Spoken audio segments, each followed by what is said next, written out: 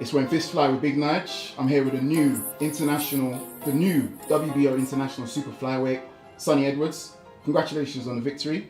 Thank you. 10th fight. What a way to end 2018. How would you rate your performance? Obviously the standout of the fight is when I got put down. I think that would be the main thing that people remember. Main thing I remember anyway.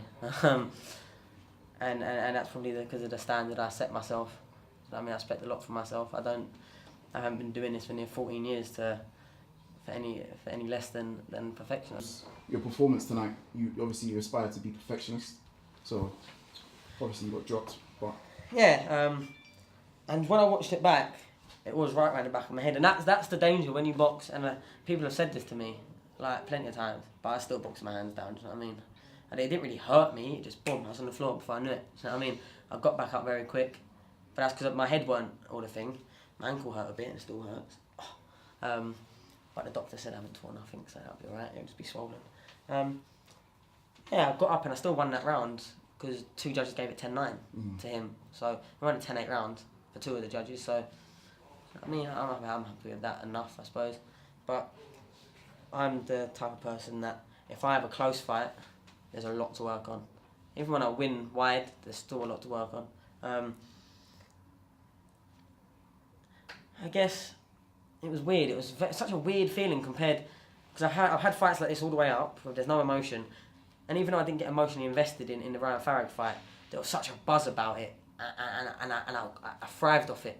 Do you know what I mean? And even just thinking about it now got me excited. All the build up, the back and forth messages every day, like, and obviously that weren't like that with Granados. It's been a mad camp. 4.5 weeks notice I had for a second 10-round fight in 7 weeks. Against a hard opponent, do you know what I mean? And he's beaten the WBO number 2, Junior Granados has, who drew with Donny Nietzsche for the world version of these. So I can't complain too much. He beat Pacites and he beat someone. He's coming off a win of someone that's 16-0 with a draw, Rocky Mex from Mexico. So we knew it was going to be hard, and he was one tough man. Do you know what I mean? And I like sort of mixing it up and head into the body, but with him I thought. No, I went to body a couple times, very rarely, just because as soon as I was in the pocket, he didn't care what he was throwing. He was just trying to take my head off. So what am I going to do? I'm not going to give him opportunities. That's what I did.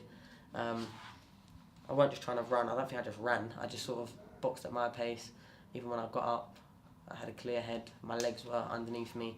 And he still caught me with a few like solid shots. He caught me with a couple in I think the 8th or 9th round, and then one in the 10th, like a good shot. He was getting me body shots more because obviously I was more worried about this right hand coming over. But because of the way I hit and then moving out, and I'm sort of shading my shot, sort of like an old school style fighting, and that sort of did this sort of style where you're not really taking damage, like a Willie Pep sort of style. That's what I usually get sort of put next to. So it weren't maybe the masterpiece or the faultless performance I had against Farag, but. I mean, it's a Mexican, it's another box tech, and I've showed that I can get in deep waters and I can jump straight back out and carry on swimming. But like I said, I want to box at domestic level. I've said this again and again. I want the British title next. My good friend was in my change room earlier, Jay Harris. I think it makes sense that me and him fight. He was meant to fight Ryan Farag before I did for the British. Obviously, I beat Ryan, put us together, and I think that's what's probably going to happen. I think that's what we're looking at. And that'll be a great fight. Like I said, I'm going to go after this. I'm going to go meet up with Jay. He's a really good friend of mine. He's brought his missus down, his brother down, and then to come and watch. I spent 2.5. Having never met the kid, I spent 2.5 weeks with him in Ukraine, literally in a room like this size, 2 beds next to each other. Just spent every day, every minute, and he's such a lovely lad. And he's actually a really, really good friend of mine.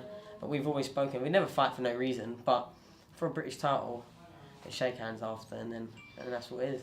He came in, wished me the best, had a photo, was buzzing, to come watch me fight, and maybe after that he thinks he's going to chin me. You know what I mean? But nah, Jay's a really good lad, a tough fighter as well, and another step in the right direction. I want at the end of my boxing career, whether I win, lose or draw, them to look back and go, look, he had good fights.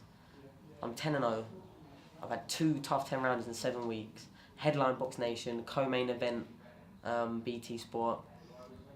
At 4.5 weeks' notice, I'm trying to prove that I'm in this for the love of the sport, because this is my life. Do you know what I mean? And yeah, there's a few things that I do need to go away and work on.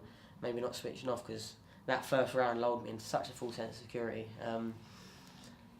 Because I don't, like I said, I can't remember everything that happened, but that first round, it felt like he didn't even try and hit me.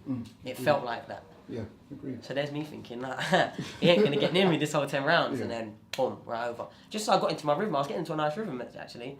I just let my hands go. Maybe that was maybe a blessing in disguise. Maybe. I don't think so, because I was fresh in the 10th round. But maybe if he caught me with that shot in the 7th, 8th round, my legs wouldn't have been as fast, and the recovery time. So, yeah, blessing in disguise. We learn from it. Everyone's full of praise, but everyone I've seen so far is people that come to watch me box. So, yeah, I'm happy. You know what I mean? Fantastic. Obviously, it's your second official year as a pro. Yeah. Would you say this has been your best year so far? It's been the best year of my life. Yeah? Elaborate on that for us. Well, I've had 4 fights, 2 sort of, well, 1 pro journeyman, put him away.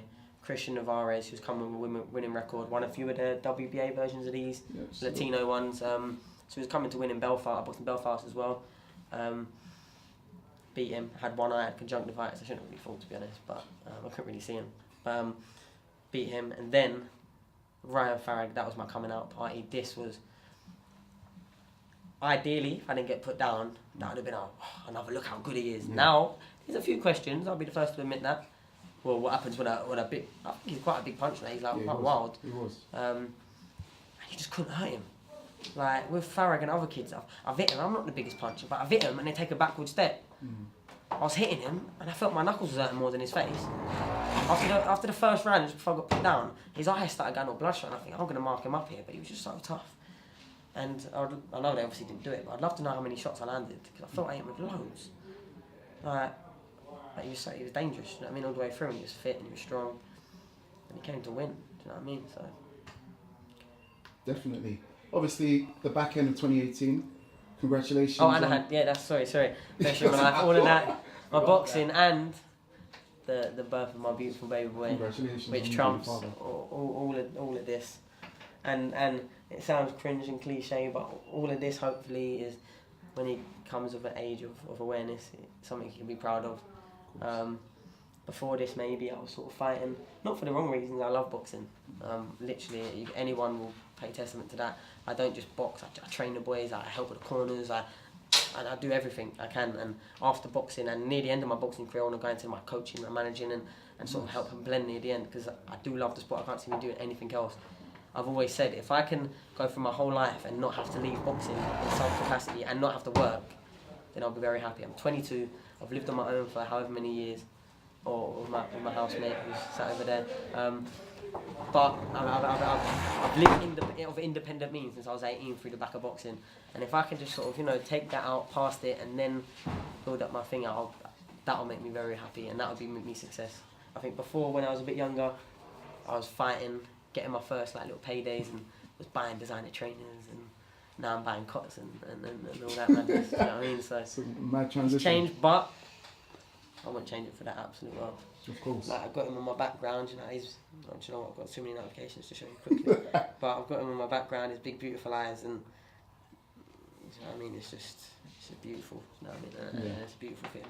Would you say you've got a new lease of life now towards your boxing career, because now you're not just fighting for yourself?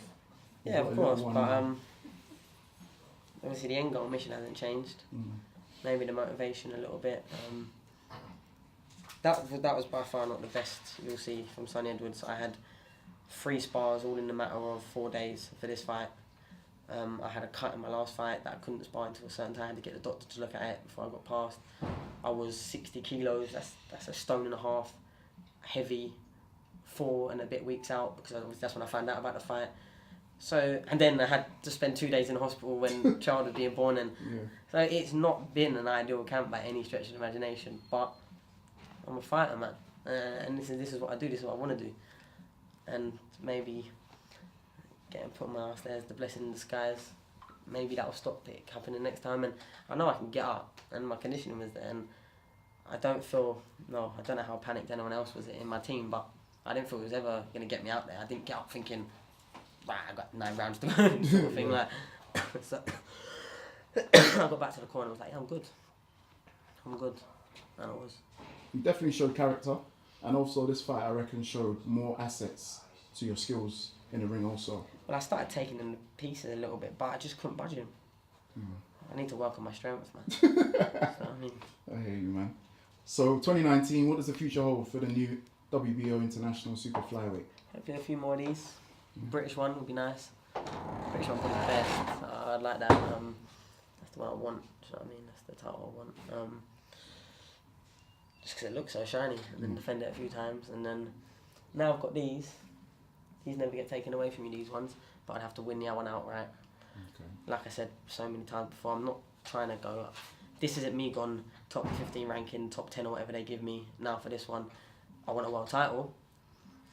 I want domestic fights. That's what I want. I'm 22, I've got a long career. Touch wood, nothing untoward happens to me in my health, which is always a risk when you're boxing. But I want to fight until I'm 35, 37, 40. I want loads of fights. I enjoy it. Longevity is the key then. And like, you'll come in here and I'll be warming up and I'll be having a laugh, and because this is what I enjoy. This is me in my comfort zone. Like this is me. Like 4-5 weeks out of Christmas, 2 weeks out of my baby due being born. I've just had 2.5 weeks of being out during the rubbish food and not doing anything. And I took my hardest fight at 4.5 weeks notice. Who does that? Who fights 2 10-rounders in 7 weeks? Yeah, obviously the money is a big incentive, but that wasn't it. It was, I said, I'll fight, get me a TV slot and I'll fight. And that was it. Because I take these opportunities. But like I said before, I'm not a super flyweight. I'm a flyweight, maybe even a light flyweight. If I shrunk down to my general size, I make the weight too easy. I got in the ring there at probably under 55 kilos. What's that? Like 2.7 kilos heavier than what I weighed in yesterday. That's nothing. Yeah. That's nothing. Do you know what I mean? So, it's what it is. Sweet. On that note, just want to wish you all the best for 2019. Thank you. Definitely be when Fist Fly will be looking at you closely. Thank you, mate. Wish you Merry Christmas, Happy New Year. Congratulations again on fatherhood and a victory. Cheers. Thank you. Sign out. Peace, my brother.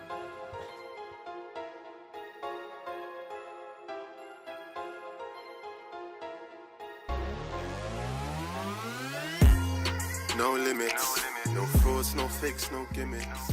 Just men with heart and spirit.